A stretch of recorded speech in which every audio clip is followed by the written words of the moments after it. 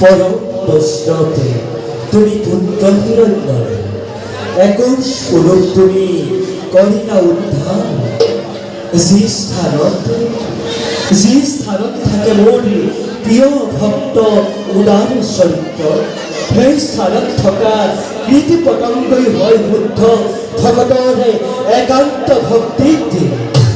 উঠা প্ৰহ্লাদে তোমাৰ যশস্যমণি চিৰদিনে